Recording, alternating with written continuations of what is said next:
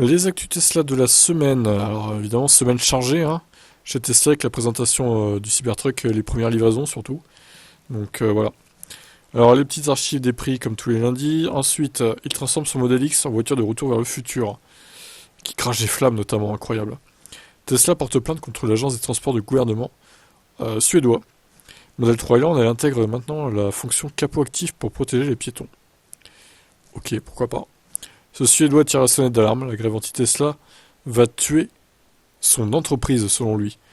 Un système pour laver la caméra à l'avant à venir pour le Model 3, ça pourrait être pas mal en cas de mauvais temps. Des files d'attente interminables pour le Cybertruck au Canada.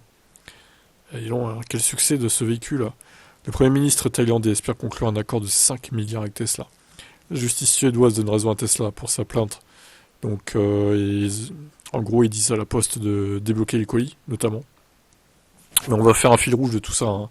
Je pense qu'il va encore y avoir des actus cette semaine sur la Suède, là. Ça y est, on connaît enfin l'heure du début du Cybertruck Delivery Event. L'autonomie du Cybertruck dévoilée par un calcul savant. Bon, au final, on a maintenant les chiffres officiels.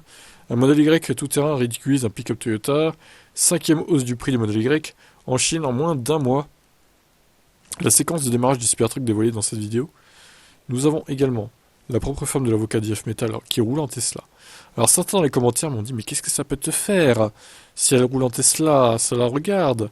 Non mais ce qu'on trouve ironique, c'est que la femme de l'avocat qui lui-même défend IF Metal qui est très anti-Tesla, eh ben, elle roule en Tesla, voilà, c'est juste une question d'ironie, hein. Il n'y a pas non plus à chercher des noises là, voilà, là, certains calmez-vous quoi, hein. Vous vous énervez pour rien les gars, hein. Nouveaux détails sur le Cybertruck, mode Beast, taille des roues, etc., etc. Bon bah, ça on les a eu de toute façon avec la révélation. Les tractations continuent concernant l'arrivée de Tesla en Inde. Direction la fourrière pour ce Cybertruck mal garé. Tesla remporte un procès aux US concernant la restructuration de Giga New York. Musk pète un plomb en direct et insulte les anciens annonceurs de X. Allez tous vous faire voir, pour rester poli.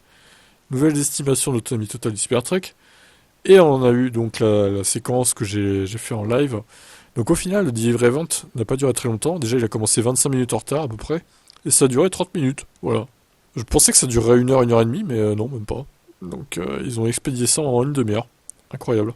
Donc là, on a toutes les news du Cybertruck, les caractéristiques, Tesla France qui ajoute la page Cybertruck qui la met à jour, la recharge V2L pour le Cybertruck, le range extender, on en parle, le listing de tous les accessoires disponibles au lancement.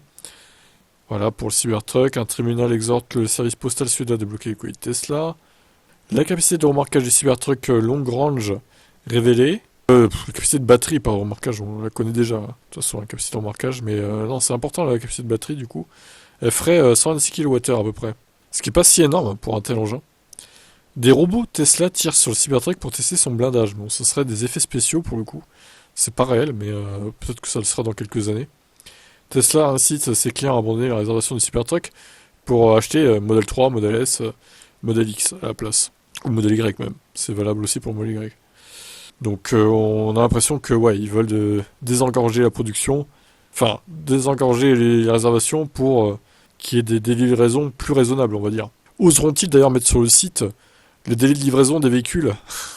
Non, vaut mieux pas, je pense, hein, honnêtement. Tesla ose décidément tout et vend son sticker Cybertruck vitre brisée à 55 $. Je trouve ça extraordinaire. Sur AliExpress, vous avez la même à 10 balles, quoi. Même pas. 5 euros, frais de port inclus, quoi. Mais le pire, c'est que ça marche, ça a l'air de vous plaire dans les commentaires. J'ai vu, j'achète, je l'achèterai dès que j'aurai le Cybertruck. Ouais, ouais, ça marche apparemment, le marketing marche, donc bravo à Tesla, on respecte, hein. Tesla Suède, un employé témoigne et décrit IF Metal comme un tyran. Est-ce que le Cybertruck arrivera un jour en France ou pas? C'est la dernière news donc, de cette semaine. Honnêtement, il arrivera sûrement un jour en France, mais bon, est-ce que ça sera vraiment la même version qu'aux US? Ou est-ce que ce sera le même prix?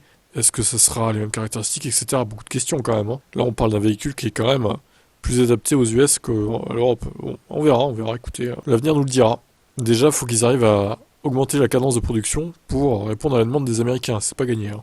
Eh bien, je vous laisse sur ce, mes autres chaînes sont en description. Il y a notamment Electib, la chaîne mère, on va dire, là où tout a commencé sur les VE, et la chaîne F1, etc. Bon, il y a plein de trucs. Je vous dis à demain, donc lundi, pour d'autres actus. Et puis voilà, quoi. Pensez à vous abonner à la chaîne si c'est pas fait, hein. On est presque à 1000 là. Un petit effort, les gars. Allez, ciao.